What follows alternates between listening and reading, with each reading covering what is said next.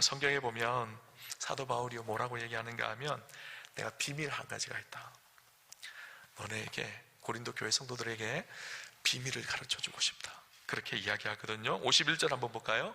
51절 이렇게 기록합니다.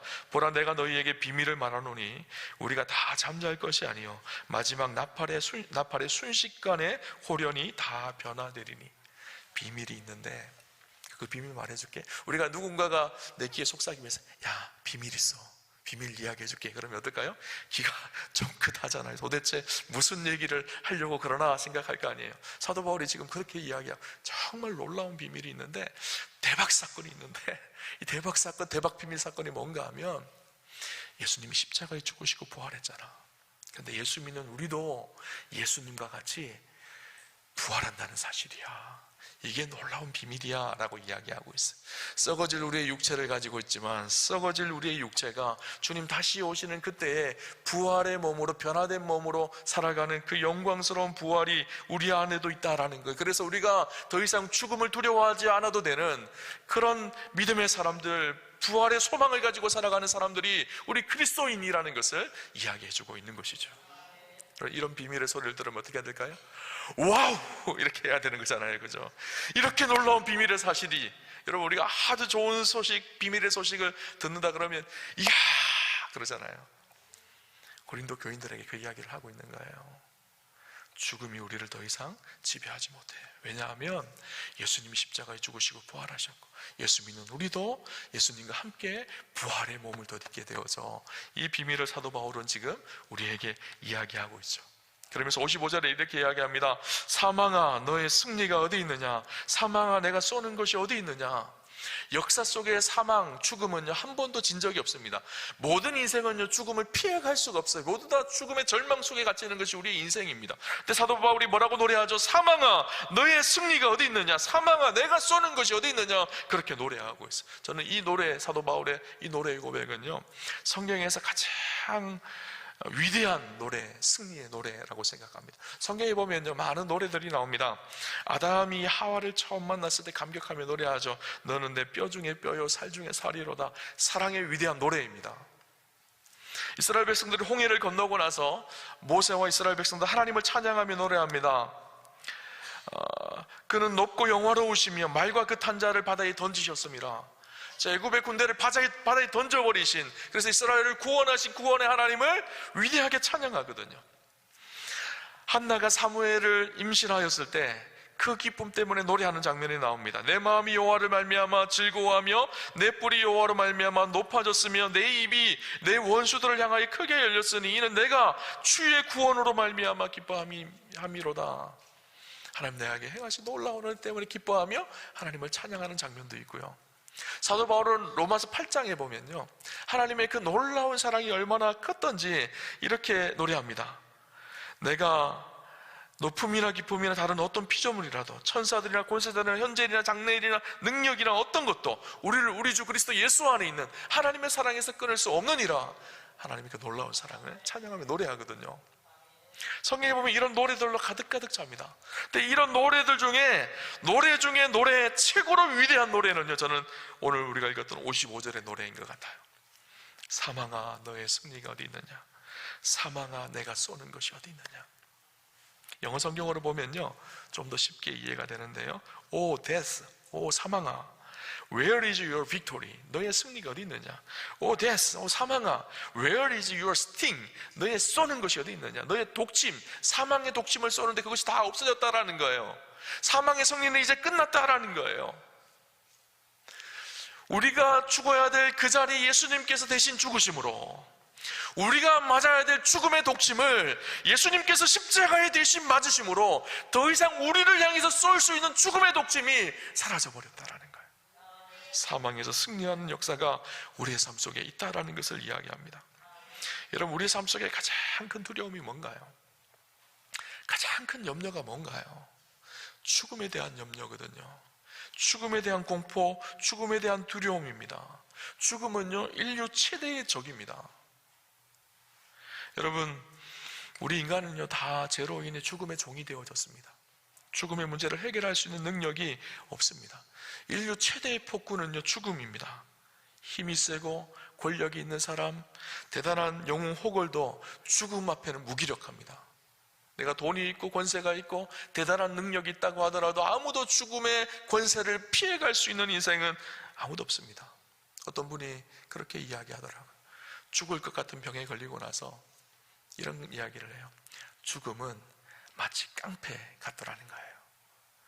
뒷골목에 깡패들이 우리를 끌고 가면, 야, 너 죽었어? 그러면요, 뭐라 그러죠?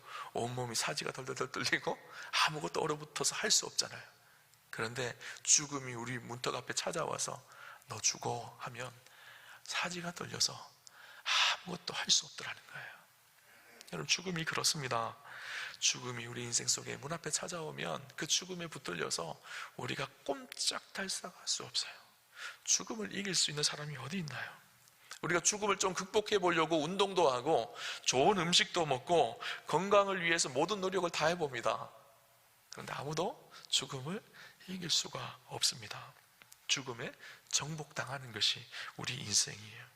근데 주님께서 십자가의 죽으심으로, 부활하심으로 죽음을 주님이 정복하게 하셨습니다. 그래서 예수 그리스도께서 부활의 첫 열매가 되어져서 예수 그리스도 안에 있는 사람들은 더 이상 죽음을 보지 않고 영원한 생명을 얻고 부활을 얻게 되어진다는 것을 우리에게 말씀하고 있는 거예요. 마치 여러분, 굴비 아시죠? 굴비가 이렇게 제일 첫 번째 굴비를 쭉 당기면 어떻게 될까요? 엮어져 있어서 쭉 달려 올라오잖아요. 예수님이 죽음과 부활의 첫 열매가 되셨어요. 그래서 예수 그리스도 안에서 우리가 서로 연결되어져 있는 거예요. 예수 그리스도가 부활하셨다는 그 놀라운 사실과 그것을 믿는 우리는요, 예수 그리스도와 함께 부활의 영광을 얻는 축복을 하나님께서 누리게 하셨어요. 여러분, 이것이 비밀이라는 거예요. 사도 바울이 이 비밀을 이야기해주고 있는 거예요. 그러니까 너희가 더 이상 죽음을 두려워할 필요가 없다는 거예요. 죽음에 매일 필요도 없다라는 거예요. 여러분, 도널드 그레이 반 하우스 목사님이라는 분이 계십니다. 이분이 아주 탁월한 설교가였는데요, 이분이 젊은 나이에 사랑하는 아내를 먼저 잃어요. 아내의 장례식을 치르고 아이들과 함께 차를 타고 집에 돌아오는데 아이들이 너무 슬퍼하는 거예요. 엄마를 잃은 아이들이 얼마나 슬프겠어요. 그래서 아이들을 좀 위로하고 싶은데 어떻게 위로할 수 있을까 생각하는 중에 저쪽 반대편 차선에서 큰 트럭이 이렇게 오는 거예요. 자기는 이쪽 차선으로 승용차를 타고 가고 저쪽에서 큰 트럭이 이렇게 오고 자기를 쑥 지나갑니다.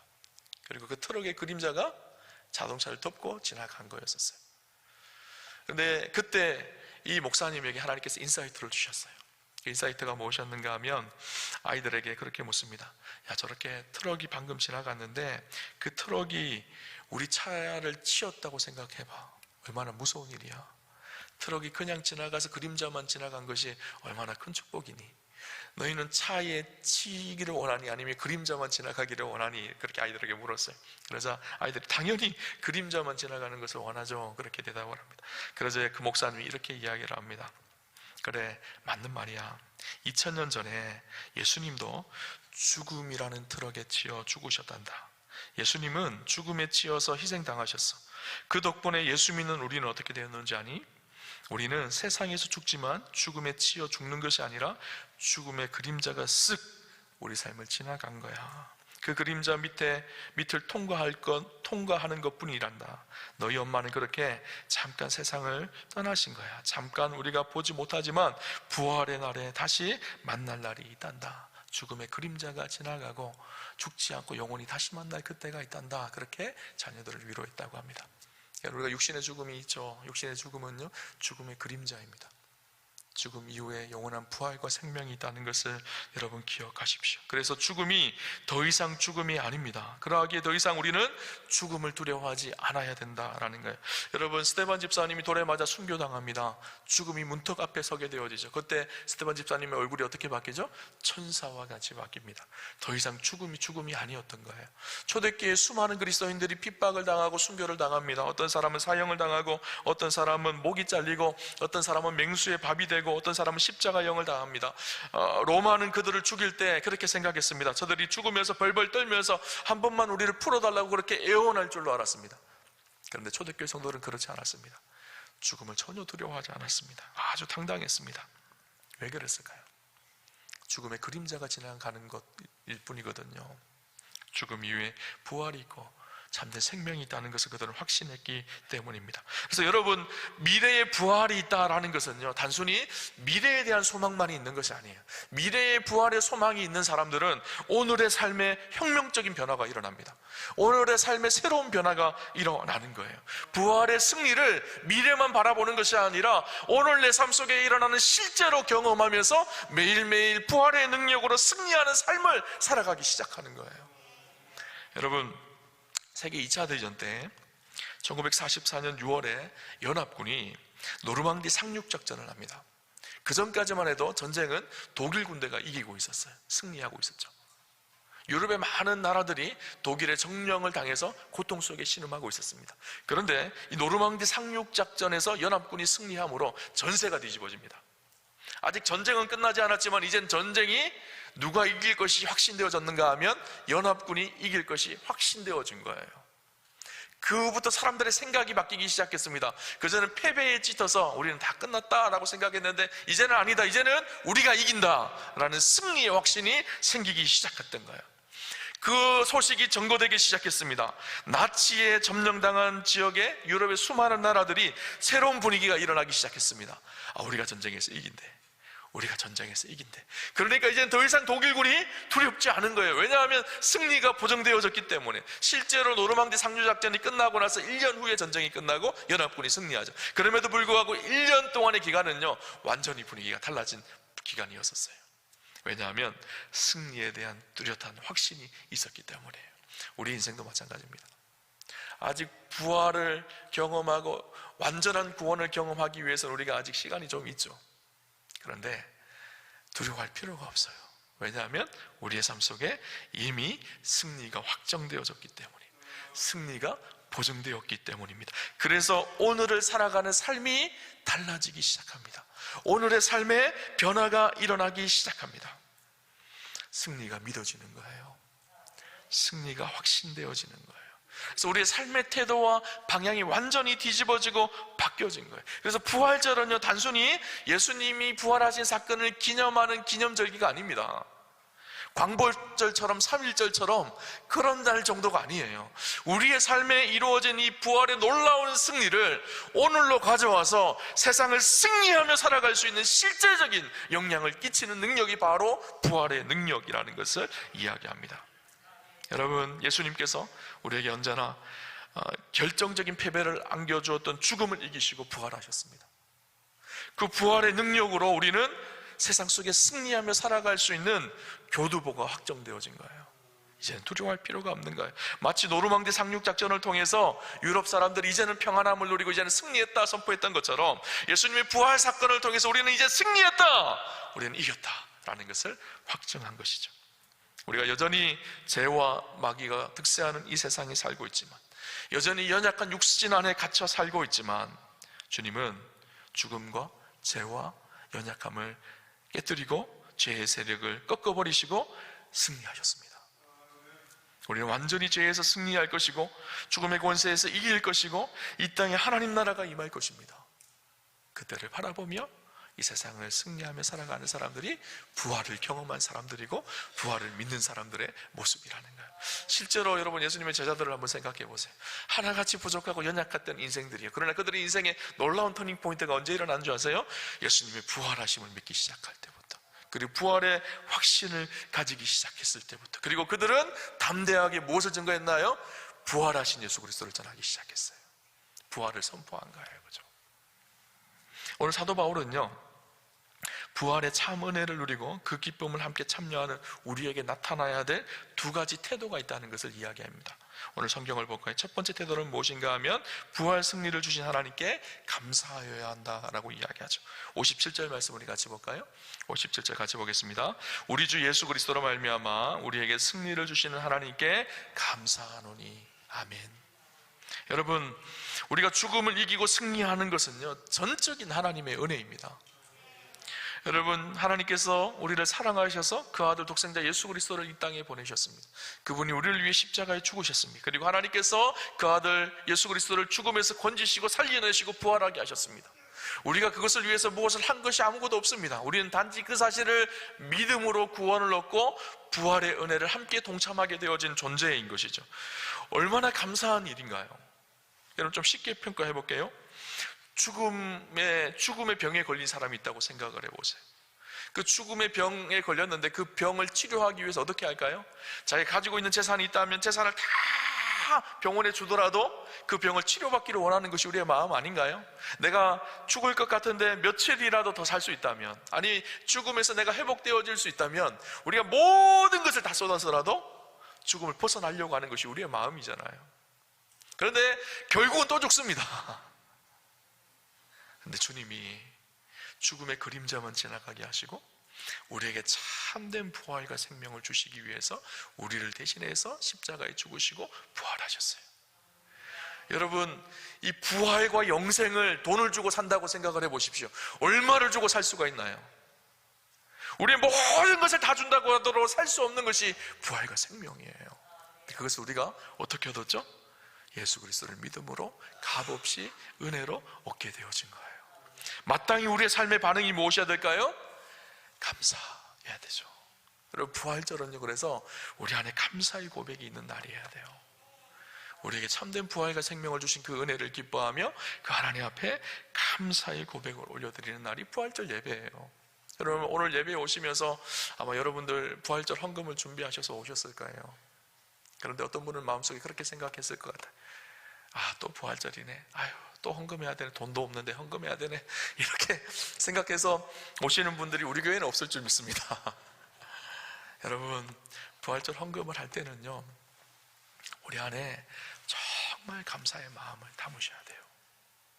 죽을 수밖에 없는 나를 위해서 예수님이 십자가에 죽으시고 부활하셔서 우리에게 참된 부활 생명을 주신 그 은혜에 정말 감사의 고백을 담아서 하나님 앞에 드리는 것이 부활절 감사헌금이에요. 여러분, 오늘 부활절 감사헌금 그렇게 드리신 줄 믿습니다. 그러지 못하셨으면 회개하시고요, 감사의 고백을 하나님께 담아 드리시기를 바랍니다. 두 번째는요, 오늘 성경은 뭐라고 얘기하고 있는가 하면 견실하며 흔들리지 말고 주의 일에 더욱 힘쓰는 자가 되라, 그렇게 말합니다. 58절을 볼까요? 58절 같이 한번 읽겠습니다. 그러므로 내 사랑하는 형제들아, 견실하며 흔들리지 말고 항상 주의 일에 더욱 힘쓰는 자들이 되라. 이는 너희 수고가 주 안에서 헛되지 않은 줄 알미라. 아멘. 우리의 수고, 우리의 헌신이 결코 헛되지 않다라는 거. 우리는 그렇게 생각하잖아요. 이거 내가 손해보는데, 내가 이렇게 하면 불편한데, 선한 일이 아닌데 힘든데, 이렇게 생각하잖아요. 그것이 헛된 것이 아니라는 거예요. 왜 그럴까요? 부활이 있기 때문에, 하나님께서 인정하시는 그때가 있기 때문에, 하나님께서 그것을 다 알고 계시고 기억하시고 부활의 그날에 영광스럽게 갚아주는 그날이 있기에 사도 바울은 견실하며 흔들리지 말고 주의 일에 더욱 힘쓰는 자들이 되라. 여러분, 주님 일할 때, 주님의 몸된 교회를 섬길 때 사람들이 알아주지 않아서 불편합니까? 힘든 일이 생겨서 내가 안 하고 말지 이렇게 생각이 드시나요? 여러분, 사람들 보지 마시고요, 누가 알고 계신다고요? 하나님이 알고 계세요. 그리고 하나님께서 영광의 부활의 그날에 가장 좋은 것으로 영광스럽게 우리에게 채워주시는 그날이 있다라는 사실을 기억하십시오. 주님 앞에 설 날이 있다라는 거. 그러니까 흔들리지 말라는 거예요. 세상이 누가 뭐라 그러더라도, 누가 무슨 이야기를 하더라도 흔들리지 말라는 거예요. 왜 그럴까요? 하나님이 알고 계시거든요. 부활의 날이 있거든요. 로마 감옥에 갇혔던 사도 바울은요, 순교하기 전에 이렇게 얘기합니다. 전제와 같이 내가 벌써 부어지게 되고 떠날 시각이 가까웠다, 그렇게 이야기합니다. 전제는 무엇인가 하면요, 당시 이스라엘 백성들이 제단 위에 부어서 드리는 예배예요. 포도주나 기름을 부어버립니다. 다 쏟아버린다라는 거예요. 전부를 드린다라는 거예요. 이것이 전제거든요. 사도 바울이 자기가 주님 앞에 설 죽음의 시각이 다가왔습니다. 그때 바울의 고백이 무엇인가 하면 내 인생이 전제와 같이 다 부어졌다라는 거예요. 내 인생이 하나님 앞에 전부 다 아름답게. 여러분, 사도 바울은요 그렇게 살았잖아요. 자기 모든 것을 하나님 앞에 다 쏟아놓고 그렇게 살았습니다. 전제와 같이 하나님 앞에 부어졌다라는 거예요. 그런데도 사도 바울은 너무 기뻤어요. 왜 그럴까요? 장차 얻게 되어질 부활에, 그때 얻게 되어질 의의 면류관이 있다라는 거예요. 여러분, 그래서 우리가 주의 일을 하는 것은요, 아르바이트가 아니에요. 하나님 앞에 서서 영원히 빛날 아름다운 일인 거예요. 여러분, 세상 일할 때는요, 사람들이요, 눈이 반짝반짝합니다. 어떻게 하면 내가 돈을 조금 더 많이 벌 수 있을까? 눈이 반짝반짝합니다. 그런데 교회에서 일하라 그러면 눈이 허리멍텅해서 여러분, 그러시면 안 돼요. 여러분, 우리가 영광의 그날에 주님이 바라보고 계신다는 사실을 기억하십시오. 사도 바울이 나를 위해 장차 예비되어진 의의 면류관이 있다, 그렇게 말하죠. 그러고 나서 그 다음에 뭐라 그러는지 아세요? 나뿐만 아니라 주님이 나타나실 것을 사모하며 살아가는, 사도 바울뿐만 아니라 그렇게 영광의 부활의 날을 바라보며 주님 만날 날을 기다리며 그렇게 주를 위해 살아가는 사람들도 동일하게 의의 면류관이 있다, 그렇게 이야기하는 거예요. 여러분, 오늘 50절에 보니까 이렇게 얘기해요. 형제들아, 내가 이것을 말하노니 혈과 육은 하나님 나라를 이어받을 수 없고 또한 썩는 것은 썩지 아니하는 것을 유업으로 받지 못하느니라. 혈과 육으로는 하나님 나라, 우리의 육신의 욕망과 정욕으로는 하나님 나라를 이어받을 수가 없고, 썩는 것은 썩지 아니하는 것으로 유업을 받지 못한다라는 거예요. 그래서 무엇을 심어야 된다는 거예요? 하나님 앞에 영적인 것을 심어야 된다는 거예요. 그러면 하나님 앞에 썩지 않을 것으로 열매를 맺게 하신다라는 거예요. 콩 심은 데 콩 나고요, 팥 심은 데 팥 납니다. 우리가 이 땅에서 하나님 앞에 어떻게 사느냐가 하나님 앞에 섰을 때 나타나는 영광의 결과가 되어집니다. 저와 여러분의 인생이요, 육을 위하여 심는 인생이 아니라 영을 위하여 심는 부활의 날을 준비하며 살아가는 그런 축복이 있으시기를 주님 이름으로 축원합니다. 부활은 미래에 우리 안에 일어날 완전한 구원을 이야기합니다. 그러나 그 사실을 아는 사람들은 지금부터 부활의 영광을 누리며 살아간다는 사실을 기억하였으면 좋겠습니다. 그 부활의 주님을 기억하며 저와 여러분의 삶 속에 부활이 날마다 실제가 되는 그런 은혜가 있으시기를 주님 이름으로 축원합니다.